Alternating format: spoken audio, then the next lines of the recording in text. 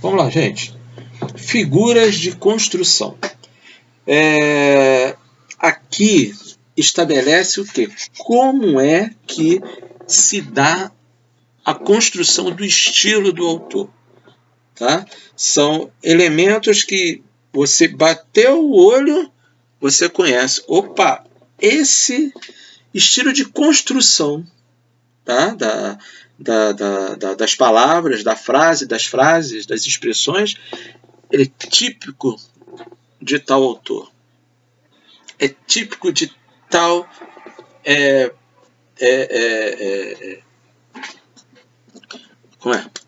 tal fase da literatura. É típico de tal poeta. Né? Então, olha só. Primeiro, repetição ou reiteração. É a repetição intencional das palavras, geralmente para enfatizar uma ideia ou marcar um ritmo. Tá? E aqui, nessa figura de linguagem, a gente vê as anáforas, né?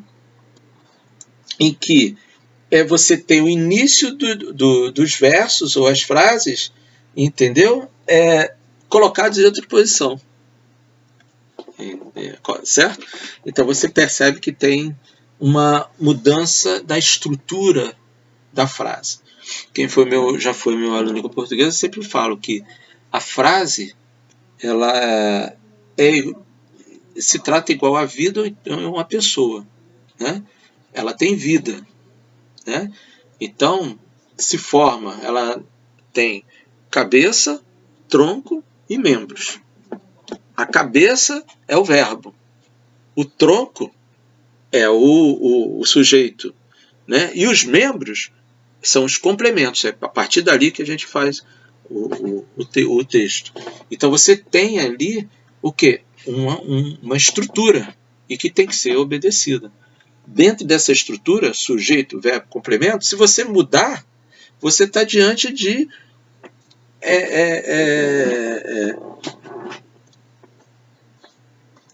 mudanças estruturais que, se não tiverem uma construção adequada dentro de um estilo, vai se parecer errado.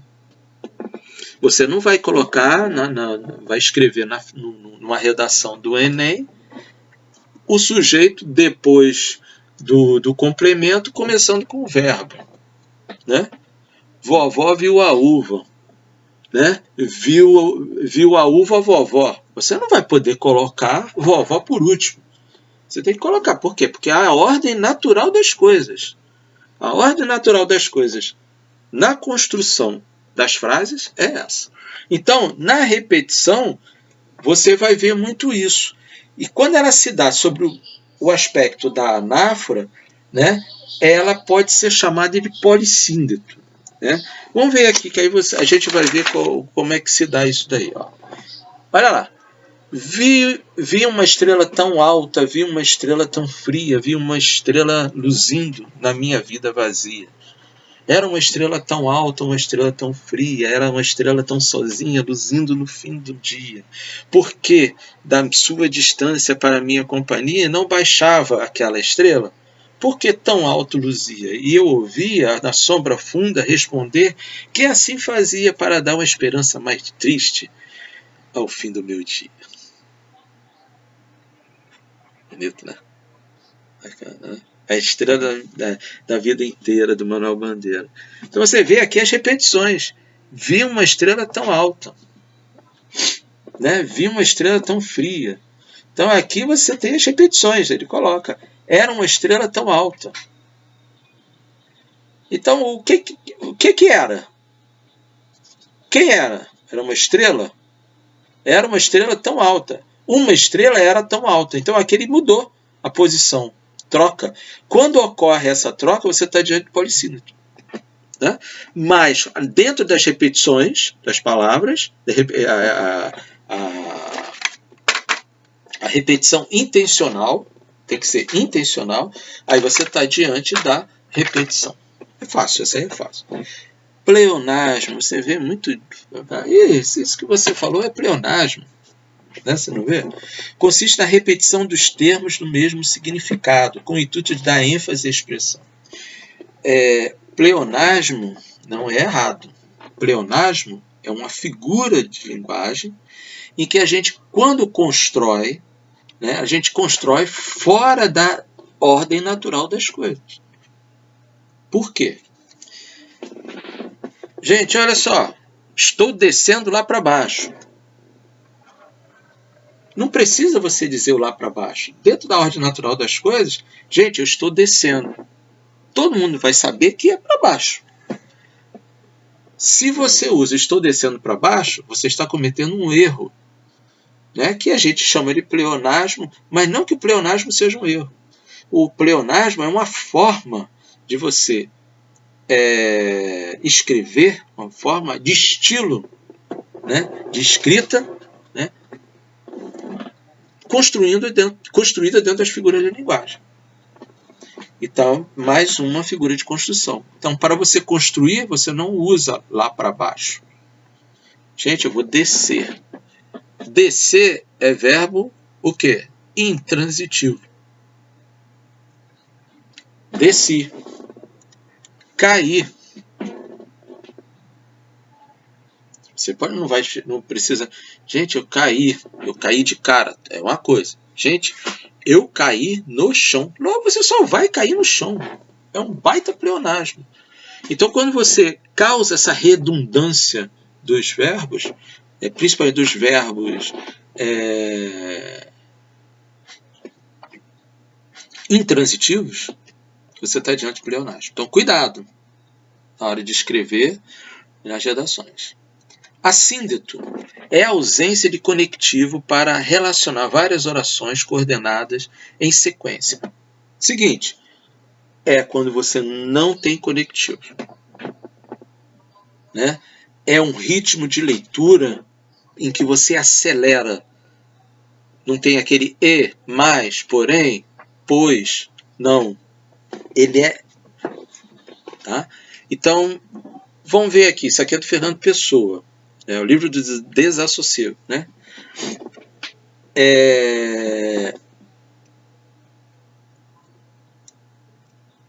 Escrever é esquecer. A literatura é a maneira mais agradável de ignorar a vida. A música embala, as artes visuais animam, as artes vivas, como a dança, a arte de representar, entretém. Você não tem conectivo, ponto. Ponto. Então, você consegue ler isso rápido. Então, isso é o chamado assíndeto. Tá? Hipérbato. Consiste na inversão dos termos de uma oração, subvertendo a ordem direta, sujeito, verbo e complemento, e adjuntos. Alguns autores chamam essa figura de anástrofe ou inversão. Eu conheço, a maioria dos professores usa aí como hipérbato. Tá? A maioria também dos concursos sempre colocam como hipérbato. Veja outro aforismo do Fernando Pessoa, no qual o predicado é anteposto ao sujeito, ressaltando o seu conteúdo. Olha lá. É absolutamente imoral procurar ter opiniões fixas em matéria estética. Então, a inversão, houve a inversão. É absolutamente imoral procurar ter opiniões fixas em matéria de estética. Ter opiniões fixas em matéria, procurar ter opiniões fixas em matéria estética é absolutamente imoral. Era só colocar assim. Mas ele colocou o da frente, antes do verbo, depois tal. Coisas do Fernando Pessoa, né? Coisas dele, né? Fernando Pessoa é Fernando Pessoa. Né? Eu chamo sempre o hipérbato, gravem isso,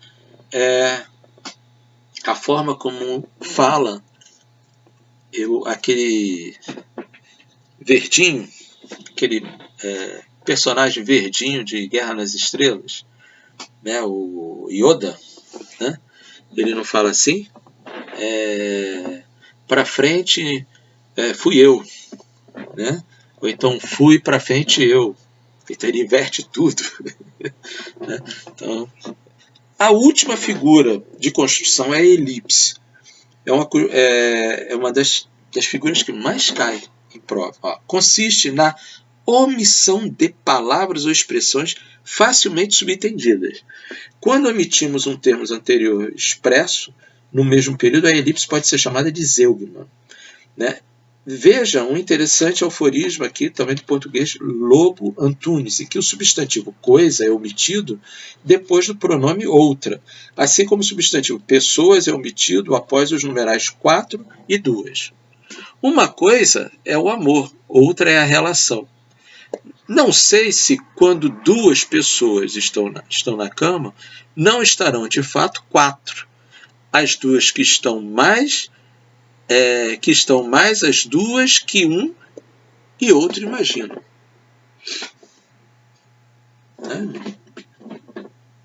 Uma linguagem assim, todas as vezes que você lê e não entender, se coçar a cabeça, meu Deus, vamos ler de novo, não sei o que tal. Observe que se você estiver diante de inversões, você está diante do hipérbato. Quando você observa que você sente, poxa, tá difícil de entender porque está faltando coisa, você está diante da elipse. Certo? Quando você observar que precisa de conectivo aqui, não tem. É o assíndoto. Quando você olhar que tem coisas demais escritas, você olha, tá esquisito, tem muita coisa escrita aqui a mais que não deveria. Pleonasmo.